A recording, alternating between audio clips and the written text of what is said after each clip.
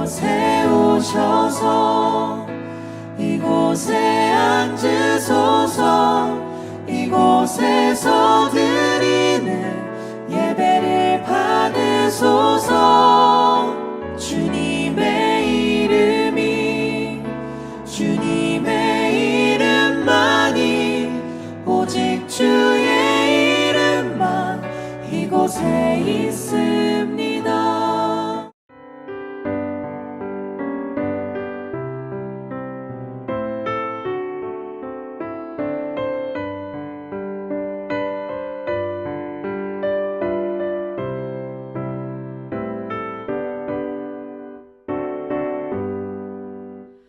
아침에 가도 들 때 만물 신선하여라. 나도 세상 지낼 때 햇빛 되게 하소서. 주여 나를 도우사 세월호 손 안고서 어두운 세상 지낼 때 햇빛 되게 하소서. 새로 오는 관음을 보람 있게 보내고 주의 일을 행할 때에 햇빛 되게 하소서. 주여 나를 도우사 세월호 손 안고서 어두운 세상 지낼 때 햇빛 되게 하소서.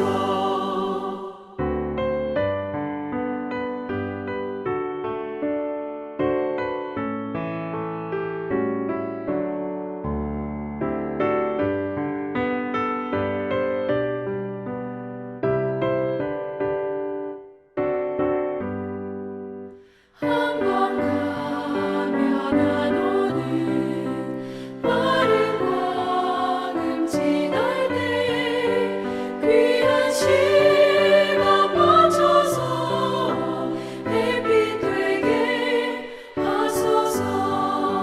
주여 나를 도우사 세월호 손 안고서 어두운 세상 지낼 때 햇빛 되게 하소서. 밤낮주를 위하여 몸과 마음을 드리고 주의 사랑 나타내 햇빛 되게 하소서. 주여 나를 도우사 세월호 손 안고서 어두운 세상 지낼 때 햇빛 되게 하소서. 아멘. 명지대학교 배움의 새벽 묵상 시간에 오신 여러분을 주님의 이름으로 환영하고 축복합니다. 오늘 성경 본문 말씀 함께 보도록 하겠습니다. 오늘 성경 본문 말씀은 시편 122편 전체 1절에서 9절까지의 말씀 함께 보도록 하겠습니다. 사람들이 나를 보고 주님의 집으로 올라가자 할 때에 나는 기뻤다. 예루살렘아, 우리의 발이 내 성문 안에 들어서 있다. 예루살렘아, 너는 모든 것이 치밀하게 갖추어진 성읍처럼 잘도 세워졌구나. 모든 지파들, 주님의 지파들이 주님의 이름을 찬양하려고 이스라엘의 전례에 따라 그리로 올라가는구나. 거기에 다스리는 보좌가 놓여 있으니 다윗 가문의 보좌로구나. 예루살렘의 평화가 깃들도록 기도하여라. 예루살렘아, 너를 사랑하는 사람들에게 평화가 있기를. 내 성벽 안에 평화가 깃들기를. 내 궁궐안에 평화가 깃들기를 빈다 하여라. 내 친척과 이웃에게도 내 평화가 너에게 깃들기를 빈다 하고 축복하겠다. 주 우리 하나님의 집에 복이 깃들기를 빈다. 오늘 우리가 함께 읽은 시편 122편은 시편의 시 종류 중에서 시온 시로 분류되는 시입니다. 그래서 예루살렘 송가라고 하는 닉네임이 있는 시다라고 하는 것이죠. 다윗의 시로 아마도 다윗은 예루살렘을 정복하여 선민 이스라엘의 수도로 삼게 되고 하나님의 언약궤를 시온산에 안치한 후에 예루살렘의 영원한 영광을 소망하면서 이 시를 지었을 것이다 라고 학자들이 추정을 하고 있습니다. 자, 그러한 시 중에서 우리는 1절의 내용에 좀 주목해 볼 필요가 있겠습니다. 1절을 보면 다윗은 사람들이 나를 보고 주님의 집으로 올라가자 할 때에 나는 기뻤다 라고 말하고 있습니다. 여기서 다윗을 기쁘게 한 가장 주된 요인은 바로 주님의 집이었다라고 하는 것이죠. 주님의 집이란 다윗이 완성시킨 성소를 의미하게 됩니다. 다윗에게 있어 언약궤가 안치되는 성소는 그가 하나님을 대면하고 깊은 영적 교제를 가질 수 있는 굉장히 의미심장한 장소였다라고 하는 것이죠. 그렇기에 다윗은 그곳에 올라가 함께 예배드리자라고 하는 말에 굉장히 기뻐하면서 즐거워할 수 있었다라고 하는 것입니다. 이와 같은 다윗의 고백을 통해서 우리는 그리스도인으로서 일생을 살아가면서 무엇을 기쁨으로 삼아야 하는지 거기에 대한 생각을 조금 깊이 있게 해봐야 한다는 것입니다. 그리고 우리 자신이 지금 무엇을 우리 인생의 가장 큰 기쁨으로 삼고 살아가고 있는지 이 부분에 대해서도 생각해 볼 필요가 있다라고 하는 것이죠. 사람들에게는 저마다 피곤하고 녹초가 되어서 금방이라도 쓰러져 버리는 순간일지라도 눈을 번쩍 뜨게 만드는 그런 큰 기쁨이 되는 일들이 있습니다. 어떤 사람에게는 그것이 맛있는 음식을 먹는 순간이 될 수도 있고 또 어떤 사람은 여러 모임에 나가서 사람들과 어울리는 그런 것을 기쁨으로 삼게 되기도 하다라고 하는 것이죠. 또 어떤 사람은 열심히 일해서 자신의 통장에 돈이 차곡차곡 쌓여 나가는 것을 인생의 가장 큰 기쁨으로 여기기도 하다라고 하는 것입니다. 이처럼 누구에게나 삶에 의욕을 주고 활기를 주는 그런 기쁨이 대상이 있기 마련이다 라고 하는 것이죠. 그런데 이런 재미와 기쁨을 갖는 것도 중요하지만 그 기쁨의 대상이 무엇인가 하는 것은 더더욱 중요한 문제라고 할 수 있겠습니다. 예를 들어서 학생이 기쁨으로 삼아야 할 대상이 있고 또 그렇지 말아야 할 대상이 있습니다. 또 사업가는 사업가대로, 정치인은 정치인대로, 성직자는 성직자대로 기쁨의 대상으로 삼아야 할 것과 그렇지 말아야 할 분명한 선이 존재하고 있다라고 하는 것이죠. 만약 정치인이 돈만 밝히고 그것으로 기쁨을 삼는다라고 한다면 그 정치인들로 구성된 사회가 어떤 문제를 발생할지 우리는 너무나도 뻔히 예상할 수 있다라고 하는 것이죠. 또한 만약 학생이 학업 이외에 다른 일들에 마음이 뺏겨 있다면 그들의 미래 그리고 나아가서는 그들이 주를 이루게 될 미래는 우리가 긍정적으로 희망할 수 없게 될 수 있다라고 하는 겁니다.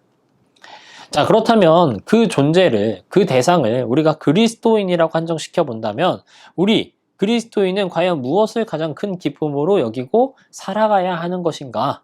라고 하는 질문도 우리에게 남겨져 있다는 것이죠. 오늘 우리가 읽은 본문의 다윗은 우리에게 이와 관련된 해답을 전해주고 있습니다. 다윗은 그 자신이 한 나라의 왕이었고 또 군인이었고 그리고 여러 가지로 한 가정의 가장이기도 했었던 사람입니다. 그렇지만 그는 그 여러 가지 자신의 어떤 정체성을 형성하는 존재적 가치를 무시하고 그보다도 더 우선적으로 삼았던 것은 바로 예배자라고 하는 내용이었습니다. 그는 무엇보다도 하나님을 예배하는 일을 가장 인생의 큰 낙으로 생각했다, 큰 기쁨으로 생각하였다라고 하는 것이죠. 우리가 이 세상에서 어떤 위치에서 어떤 직책을 맡고 있는지 각자 여러분들의 상황들은 다 다르시겠지만 그에 앞서서 우리는 모두가 하나님을 예배하는 자다라고 하는 것을 분명하게 이해해야 한다라고 하는 것이죠. 하나님을 섬기는 사람, 하나님을 예배하는 예배자라고 하는 사실을 우리는 절대로 망각해서는 안 되겠다라고 하는 것입니다. 그리고 하나님을 예배하는 기쁨과 감격을 우리가 살아가는 세상의 그 어떤 가치보다도 더 소중히 여기고 그 가치를 붙잡을 수 있는 사람이 되어야 한다라고 하는 사실을 반드시 기억해야 한다라고 하는 것입니다. 우리가 즐겨 부르는 찬송 가운데 이러한 가사의 내용이 있습니다. 주께와 엎드려 경배드립니다. 주 계신 곳에 기쁨 가득. 무엇과도 누구와도 바꿀 수 없네 예배드림이 기쁨됩니다. 이러한 가사의 찬양, 이 가사의 내용이 여러분들이 이 찬송을 부르실 때 이 가사의 내용이 여러분들에게 어떻게 받아들여지십니까? 과연 여러분은 이 노래의 가사 그대로 하나님을 예배하는 시간, 하나님과 만나는 그 시간을 여러분들의 삶의 중심으로, 여러분 인생의 최고의 가치로 여기고 있으십니까? 예배를 인생의 가장 큰 가치요, 기쁨으로 여기는 그러한 저와 여러분들이 되기를 소망합니다. 진정한 예배자로서 날마다 주님과 깊은 교제를 나누며 그것으로 삶의 의미를 찾는, 무엇보다도 우리가 2023년 새해를 맞이하는 이 시점에 다시 한번 우리가 예배에 대한 결단을 이루면서 우리의 첫 단추를 꿰어내는 그러한 저와 여러분들이 되길 주님의 이름으로 축원합니다. 함께 기도하시겠습니다. 하나님, 주님을 향한 찬양의 가사를 통해서 주님께 예배드리기를 사모하고 주님께 예배드리는 것이 가장 큰 기쁨이다 라고 고백을 하고 있지만, 그런 찬양의 고백이 무색하게 우리들의 실제 삶은 여러 가지 이유를 붙여가며 주님을 향한 예배를 피하고 있었던 것은 아니었는지 돌아봅니다. 다윗의 고백처럼 주님을 향한 예배가 우리에게도 무엇과 비교할 수 없는 가장 큰 기쁨이 되게 하여 주시옵소서. 그리하여 새롭게 시작하는 새해에는 더 주님을 향한 예배를 사모하는 진정한 예배자로서 살아가게 하여 주시옵소서. 감사드리며 예수님의 이름으로 기도드립니다. 아멘.